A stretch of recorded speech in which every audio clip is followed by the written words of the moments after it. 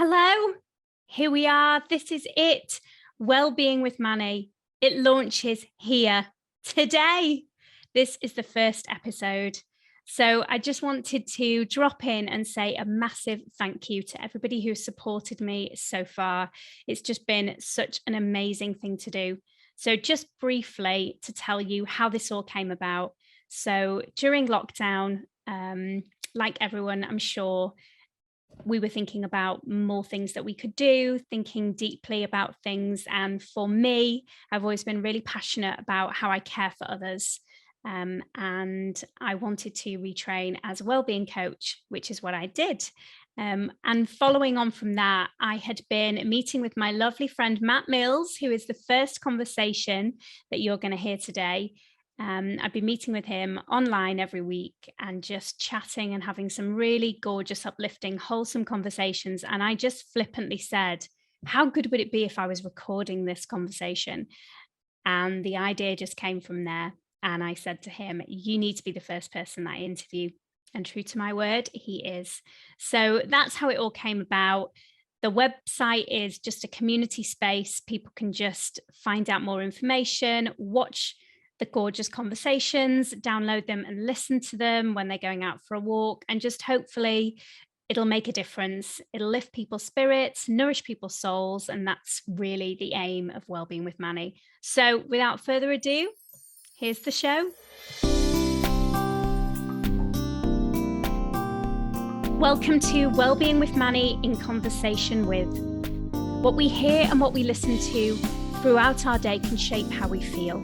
If we feed and nourish our soul with wholesome conversations from everyday people, filled with positive stories that people can relate to, we may feel less alone and even inspired.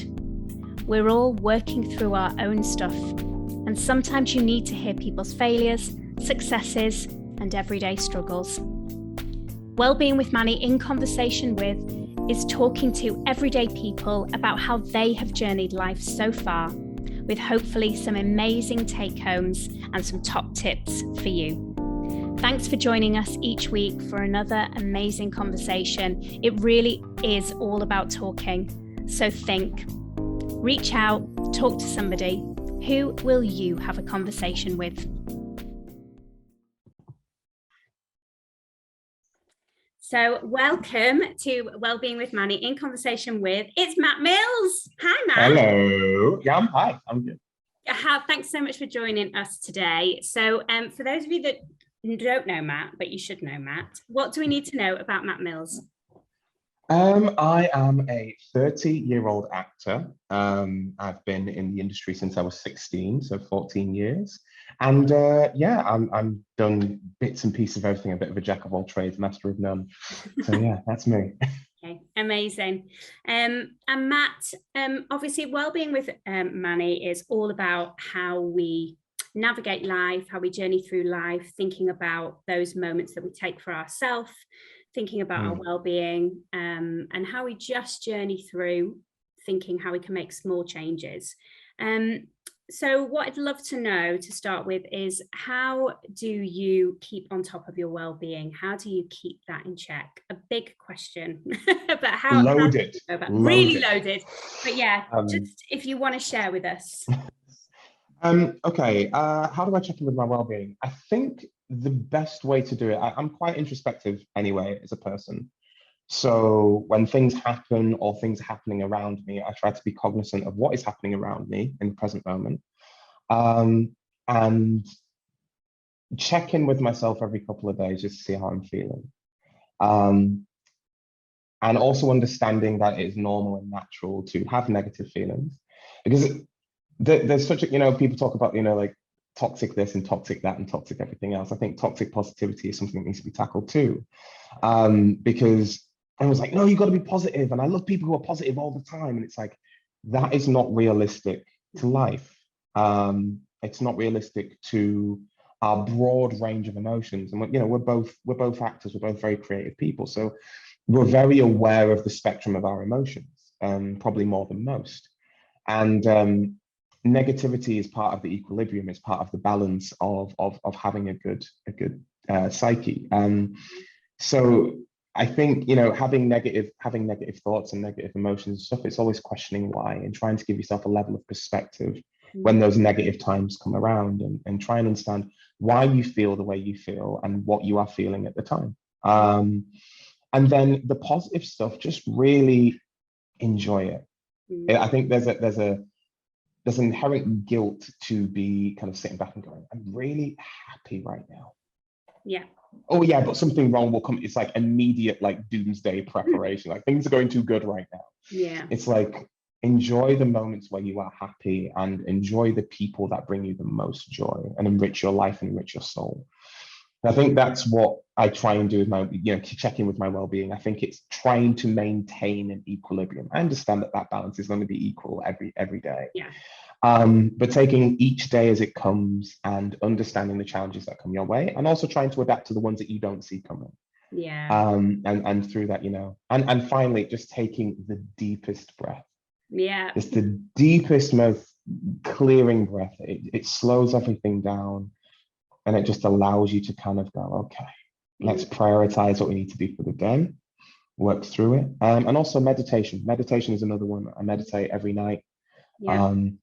And I meditate a lot of the time before I perform as well. It just helps for me to decompartmentalize my thoughts, because you go into work, and this, you go into work, you go into stage, and you're like, oh, I'm feeling this way today, but you've got to play characters either really happy or so it helps to decompartmentalize. So that's how I check in. That's how I keep. Amazing. Yeah, I love that. I just wanted to pick up on what you said about toxic positivity, because I think that's a really interesting subject, because obviously, starting something like a well-being channel and talking about that, you can hear a lot of people saying, wishing you love and luck into your day and all of that. And I think some of those positive affirmations, when you see them, are really, really nice. But yeah, absolutely. I think for me, where it's really changed is when someone shares something with you that maybe isn't so positive, and you're kind of like, the advice you give to somebody, or the advice you hear is just, you can get on with it. It's fine. You'll be all right. And actually, when you're going through something that's quite difficult, that kind of, come on, we can just pick ourselves up and move on, and or that kind of, just not hearing what someone's saying, I think is what has fed into a bit of an issue, with that way of talking. What would you say? I agree with that. I think there's this idea of like, if I just give you positive vibes, everything will be okay. Or if I tell you to be positive, I immediately go, oh my God, yeah, I'm positive now, amazing. And I don't have any issues anymore. Yeah, and one of the things that I have tried to practice recently is a thing called Sonder. And Sonder is understanding and being cognizant of the fact that everyone's living their own very complex, crazy life in which they are the main character, just like you. And it's changed the way I speak to people. It's changed the way I see people. It's changed the way I perceive life. So when people come to me with a problem, I try to hear them like they're the main character that they're viewing themselves as in that current situation. And I'm not saying that in kind of like an egocentric kind of way. Everyone likes to view themselves the main character of their story. It's true. And if someone comes to me and says, I'm really going through it right now, what's wrong? Talk to me. And just being there is enough. The positivity that comes from that is knowing that someone is there, knowing someone has your back, knowing that they genuinely care. Like, for example, so we were talking pre this recording, and I lost my cousin recently. And my cousin is the person who was the example for me for performing. She's one of the reasons why I have the work ethic I have. She's one of the reasons why I've pushed myself as far as I've got. And, I've finally kind of made it to some type of height of my career, I guess. And for the first time ever in the last 5 years, or last 6 years, sorry, I have lost 4 very important people to me. And it took the 4th person for me to actually take time away from work to grieve and to process the shock of them going. And I realized in that time a few things. Number one, why haven't I done this sooner? Because, again, we were talking about like the inherent guilt of our industry, of that if you don't turn up, or you don't have a valid enough reason for not being there, you are letting people down. Yeah. And I would retort with, if I'm not the best of myself, presenting at the best level of my industry thus far, why am I on that stage when there are other people who are the best of themselves in that point and can do that role, and I can take time to recharge, realign, heal, find balance, equilibrium, whatever you want to call it. And that's how I'd always retort. If I can't bring the best of myself, what am I doing there? Yeah. Because, you know, like you said, it's enough. Sometimes you need to hear that you're just doing your best. Yeah. If I can't even do that, then I need to take some time to find where I am and what it means to me, what I'm going through and what it means to me, and then how we move forward from that, and find the positivity and find the happiness of life again and the positive side of life. And she, you know, she passed away 2 weeks ago on Monday, and I went back. So it was weird. I had 4 days off. I went back to work and I didn't feel like myself, and everyone knew that. And they were so positive and so lovely, because when I'm saying they were so positive, they were just there like, if you need me, I'm here. If you need to talk, I'm here. If you need just someone to listen on the other end of the phone, I'm here. You know, I'm sending you love. Take all the time you need. That's the best advice. Yeah. You don't feel rushed in your grieving process. You don't feel compared. Well, you know, Lucy lost someone last week and she was fine after 2 days. Yeah. There's no kind of comparison to your own personal intrinsic experience. Yeah. So yeah, having that time and having that room to kind of process the emotions you're going through, and then find a way through that emotion. And it's not 100% okay, but I'm good enough to be myself again and still hurt a bit. Yeah. You know, I went back on Monday and I felt like myself again for the first time in 2 weeks. Really felt like me again. I went on stage, I felt comfortable. I felt like I'm meant to be here and this is where I need to be right now. And I enjoyed that moment of real joy and happiness and elation. Rather than kind of being in a place where I feel like I've rushed myself to come back to do a job that I feel guilty for leaving. And sometimes you need to step away and take a step back and gain perspective to really appreciate what you do every day, and appreciate life, and appreciate the people in your life, and joy and happiness and all the fantastic stuff that life has to offer. Matt, thanks for sharing that. That's, you know, a really personal story, and I'm so sorry for all your losses, and especially, you know, with your cousin, because that's really recent. You know, it means a lot for you to share that. You know, there'll be other people who are going through the same. Something that I was just thinking then was about how you said it's okay to sit with that for a bit, and I think that's something that perhaps people don't do enough. When we feel uncomfortable, we don't want to sit with it, and actually sometimes it's really important to sit with it and to let it in, whether that's dealing with grief or feelings of, you know, feeling a bit down, whether that's just a small period of your life or feeling something a bit more than that.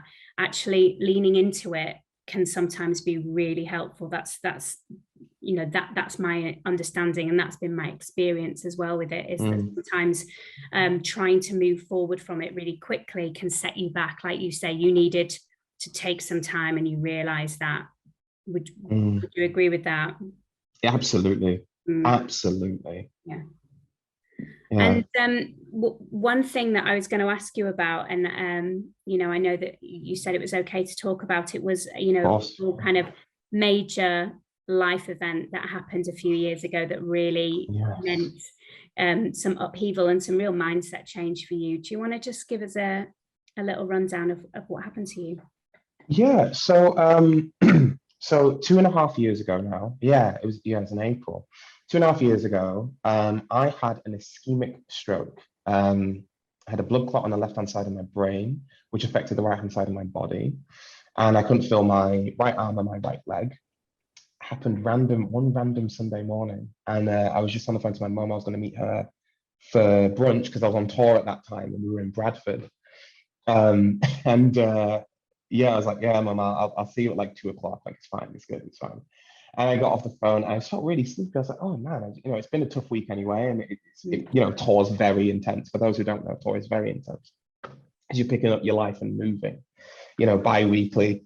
And if you're lucky, monthly, but it's either bi-weekly or weekly. And you don't really set up your life. You kind of make shift what you're doing and then move somewhere else. And it is very taxing.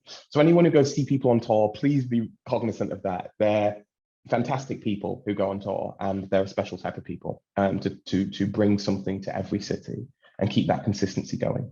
But yeah, back to me. So the stroke happened. I realized something was wrong when I literally fell out of bed like a sack of potatoes, fell straight to the floor.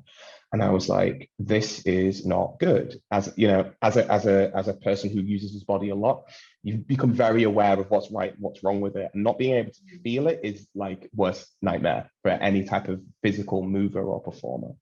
Pulled myself up onto the bed, grabbed my phone, called 999, called my friend. I was staying at his house, but it's his house, but he went to go stay at his parents. He needed to do some work on their house that night, funnily enough.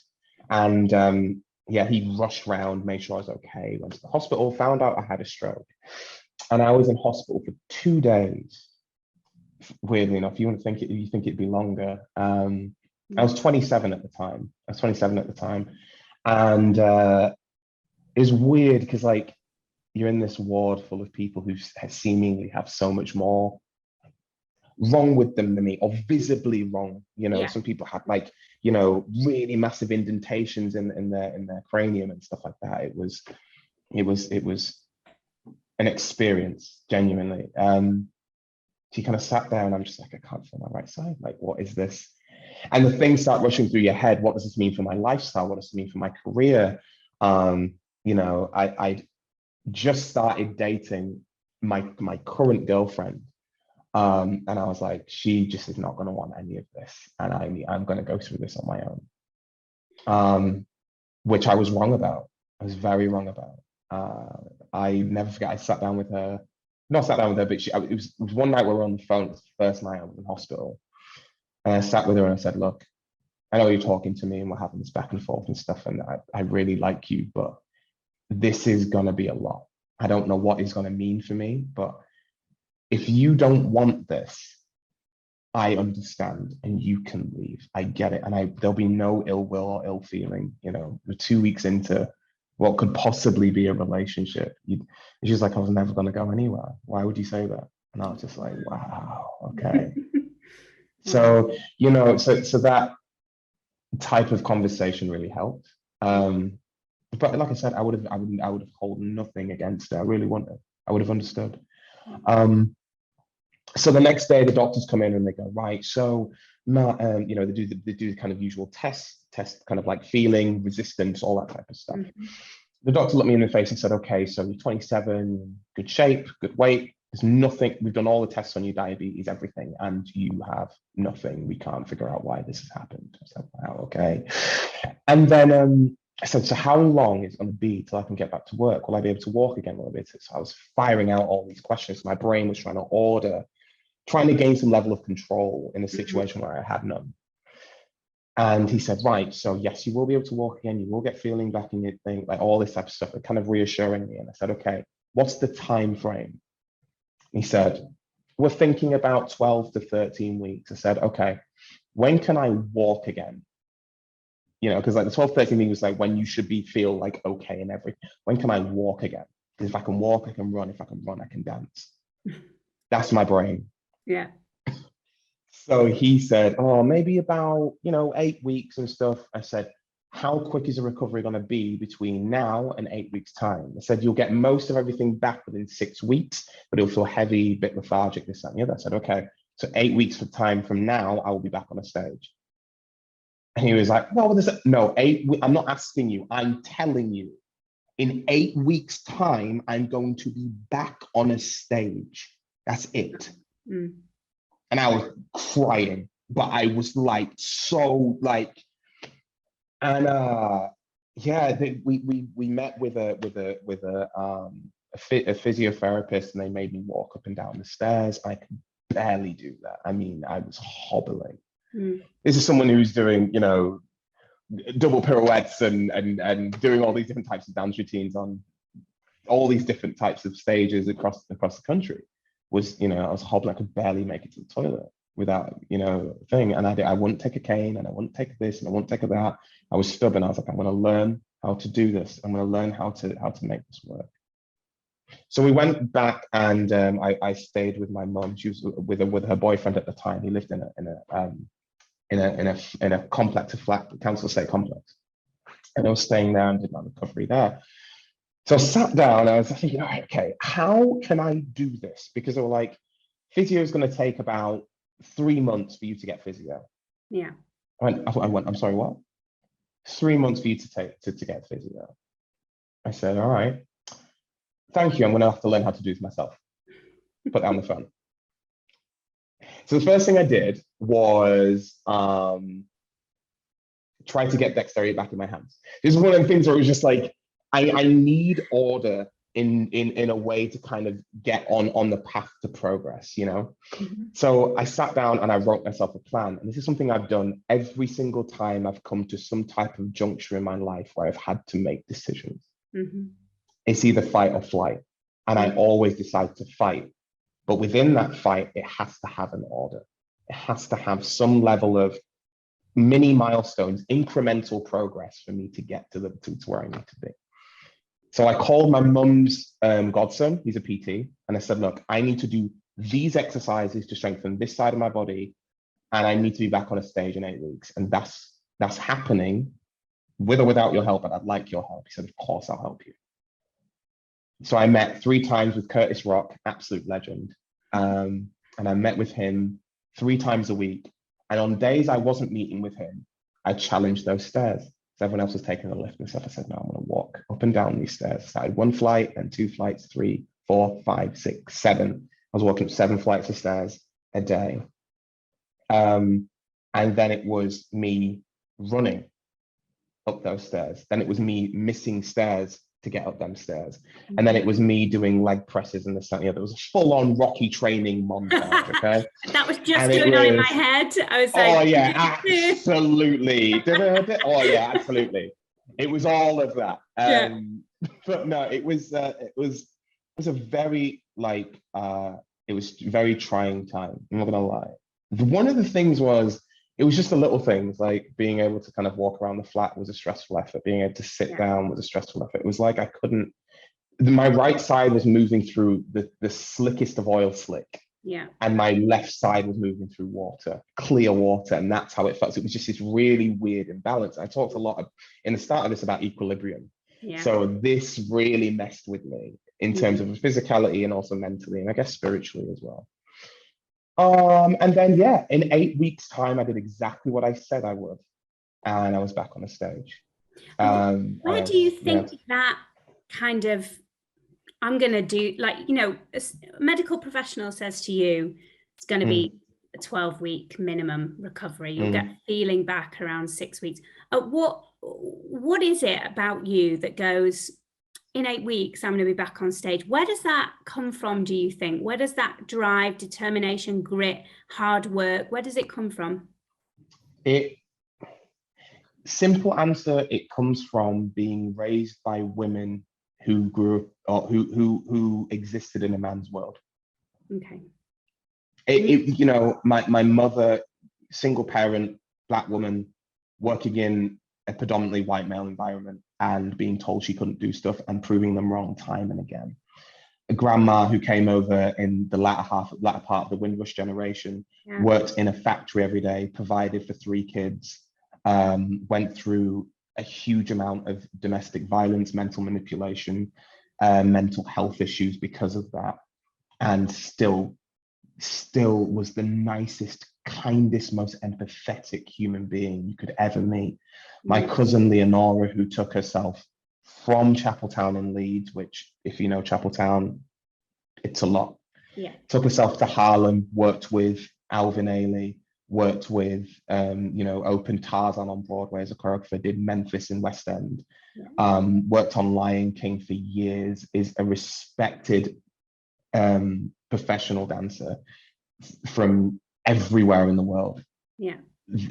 I've had examples of people who have seen what challenges life gives them, and decided, I'm not going to have that.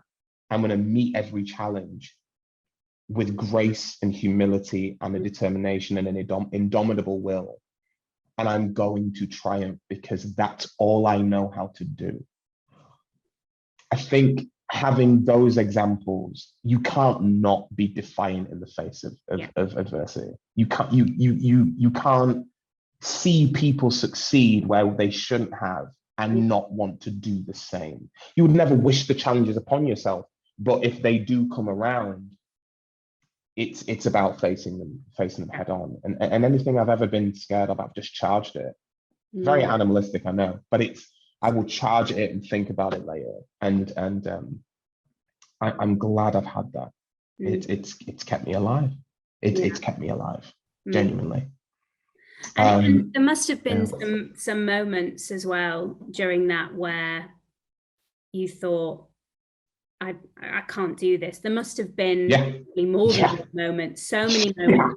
No matter how much you had that grit and determination, you have those amazing inspirational women in your life who'd shown you the path. This is how you do it. Even at those darkest moments of what if I never, you must have played the what if game so many times with yourself. 1000%. How did you crawl out of that? You know, how does that turn into, I'm gonna be walking these steps, running these steps, missing a step, charging up these, you know, these kind of flat steps? How do you get there? I think one of the best things for me that's always been there is gaming. Gaming is a escapism that I've always loved.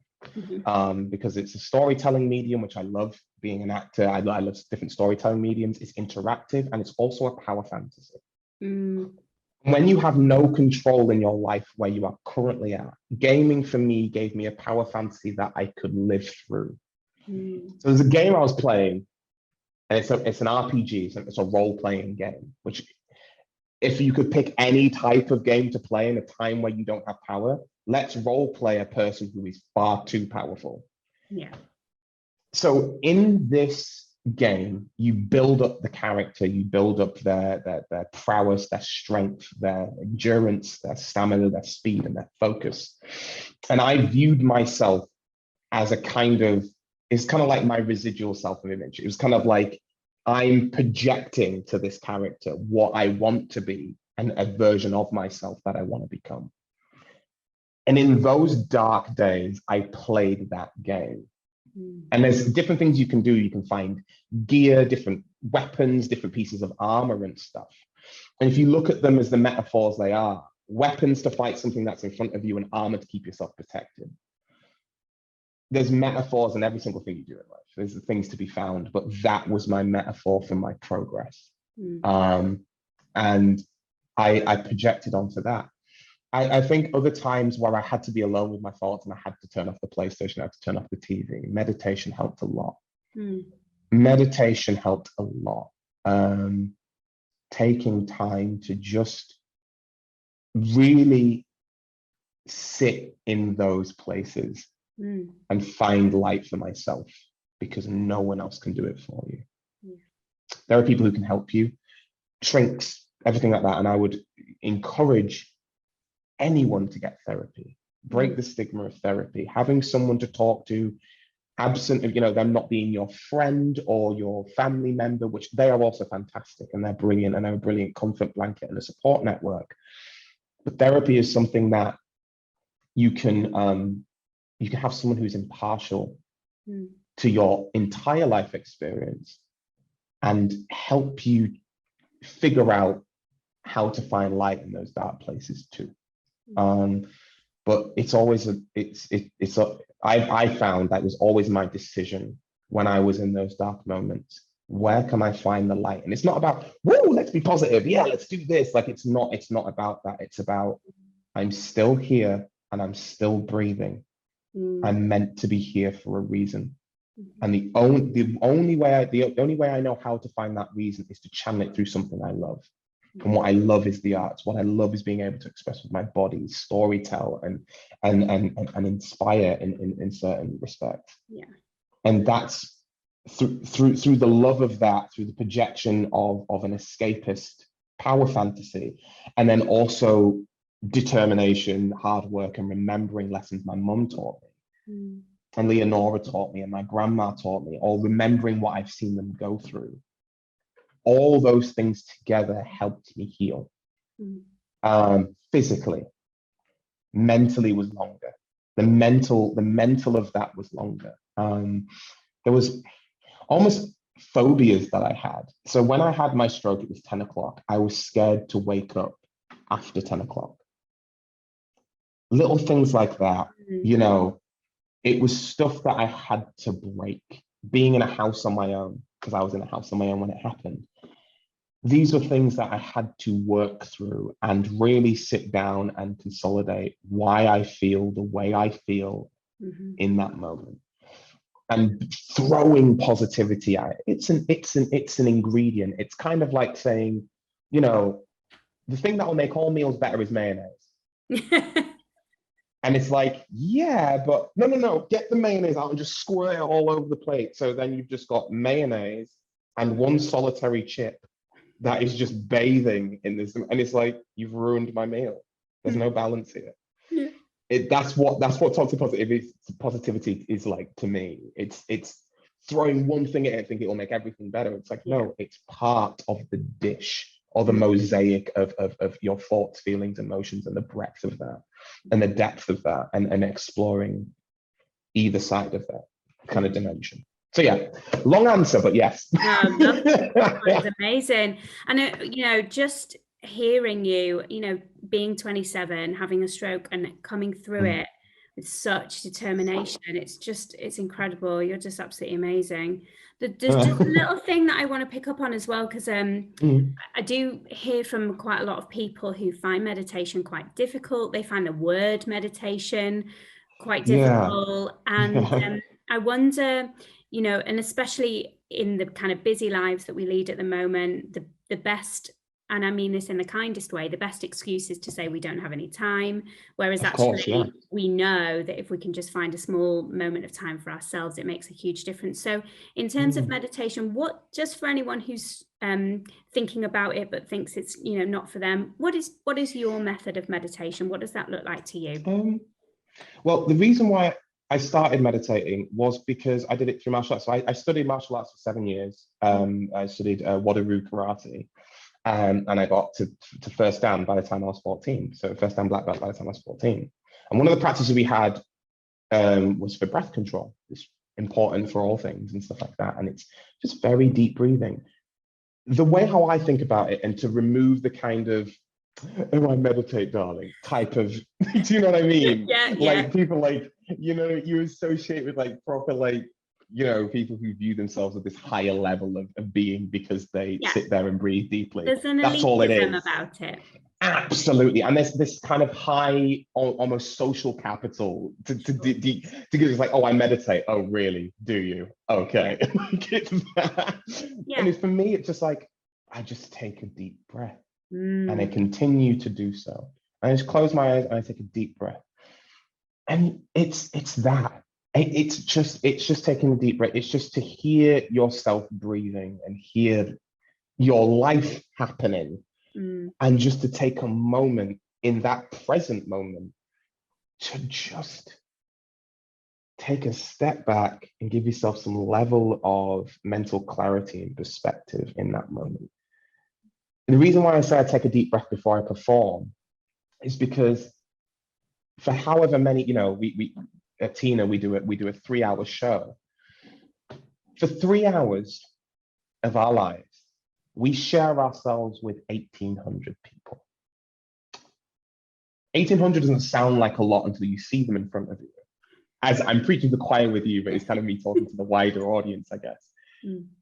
Sharing yourself with that many people requires a lot of self-projection or character projection or creative projection.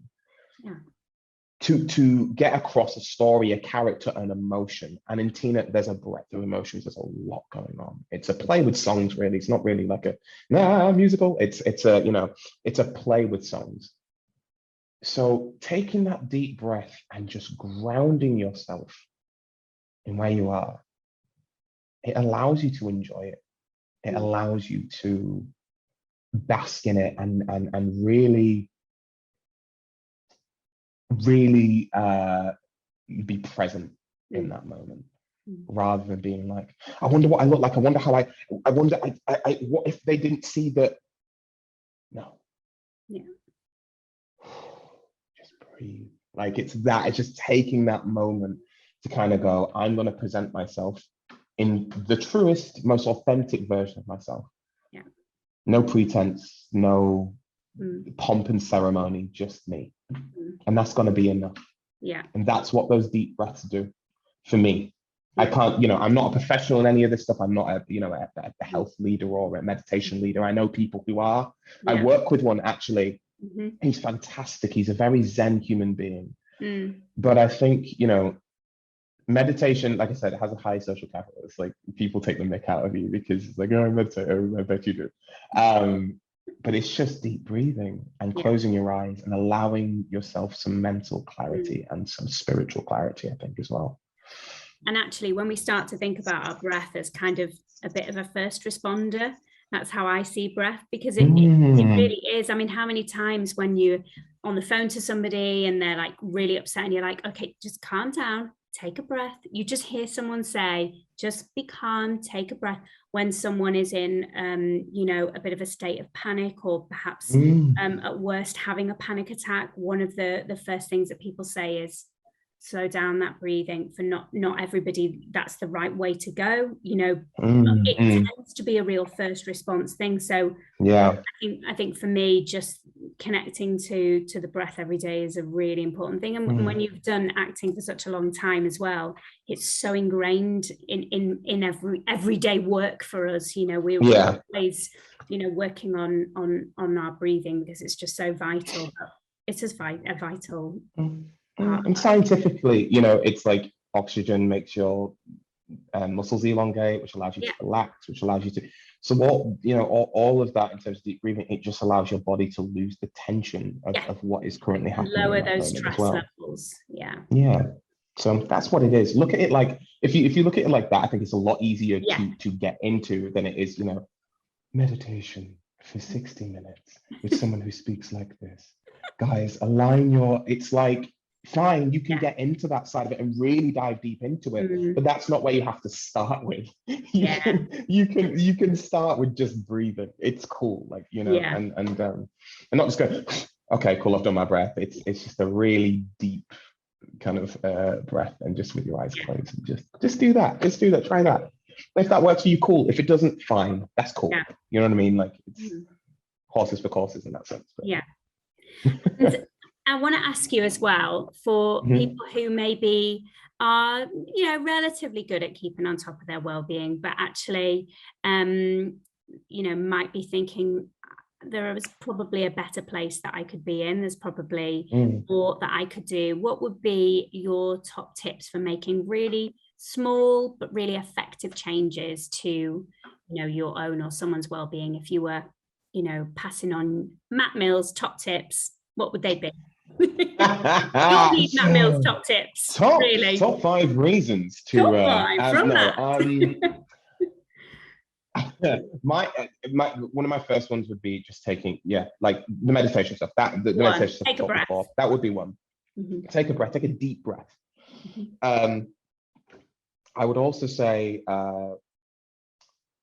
if you are having a bad day, have a bad day. Yes. Really have a bad day. Lean into like it. Just sit there and go, today's going to be pretty terrible, and I'm not feeling good about it, but I know that I feel this way. So I just kind of need to take that day and then go, okay, tomorrow's a new day. And try and find the kind of beauty in that you get, and you know, tomorrow's another chance to try again. Yeah. I would say do something that makes your soul happy. whatever that is. I Mine love is gaming. that. Yeah. Mine is gaming. I come home, I switch on my PlayStation 5, I switch on my TV, and I'm like, let's go. And it's just me to be able to escape where I'm at and put myself into somewhere else. You know, it's walking a mile in somebody else's shoes. It's a power fantasy. It's whatever you get from whatever I get from that, it makes my soul happy, and I know it does. Yeah. I know it does. And also, I guess in terms of like self-development and self-improvement, never. This is not my quote. This is a Jordan Peterson quote, which I find him very, very interesting. He's a psychologist. Who's a very, very good debater and very straightforward, very cutting, but he has some very, very interesting things on YouTube. And there's one where he talks about never sacrifice the person you are for the person you could become. So if there's a chance to better yourself or improve yourself, it's usually on the other side of what you're scared of. And you shouldn't sacrifice where you're comfortably currently sat or residing to a place where you could be better and feel better and get the things that you wish to achieve in your life. And also be around people who make your soul happy. Be around people who enrich you. I am lucky to be around people like that at work. Thank God for those people. I think that is key. Yeah, they're phenomenal. But I mean, check in with friends. Check in with, even if it's just a voice note on WhatsApp or a quick call. When my best friend's got kids, and there's times where it's like, I can't speak to you right now. I've got to look after your goddaughter. I've got to look after her. Go look after her. It's cool. Whereas and then there are times where he has all the time in the world and we can just talk. But just checking in with people who really enrich your soul and will tell you the truth. Yeah. And really, really allow you to kind of go, you can do this, but these are things that need to change. These are things that, you need to get better at. These are things you should consider, because there's times where I've absolutely held myself back and my friends have told me as such. And I really, really pride myself on open, clear communication and clarity of communication between people I love. If you can't be honest with them, who can you be honest with? Be around people who enrich your life and enrich your worldview and give a level of perspective and challenge your ideas. Because giving yourself a level of perspective usually does help in darker days. Hannah will come home from work. She's like, oh, this thing and and I'll be like, oh, let's talk through it, blow by blow, bit by bit. Let's talk about it. Okay, maybe bear in mind that this person was feeling this way at that time, didn't necessarily know how to express themselves, so that's why they took out on you. I'm not invalidating the fact that you're angry or feel this way, but what I'm saying is that's where they're probably coming from. If you, at this point in your life, feel okay and they've made you feel that way, ask them if they're all right. Because if it's not you, they probably need someone to talk to. It's stuff like that. It's just sitting down and trying to give yourself a level of perspective and understand why people react the way they do or speak to you in a way that they do and stuff like that. So I think those have been my top tips. Amazing. Perspective is helpful and context is helpful as well. Matt Mills, this has been an absolute joy. And thank you so much for sharing everything with us. It's it's so lovely to hear people talk so honestly, and you've been really generous and shared so much. And I think for people listening, that will really resonate with them. And it's about everyday people having something to share and something that we can take home. So huge thank you for joining us. No problem. Thank you for having me. It's weird if people like, can you just talk about yourself for a bit? I'm like, well, you can. It's a weird thing for me. I never mind having these conversations and having these topics of conversation. They're always really interesting. So well, they're amazing. Thank you so much, Matt. No problem. Thank you for being part of this Wellbeing with Manny community. It really means a lot to me that you can spare some of your precious time to listen to these conversations. Please share this episode with anyone you think would benefit from hearing these open and real conversations. And remember, talking is key. who will you have a conversation with?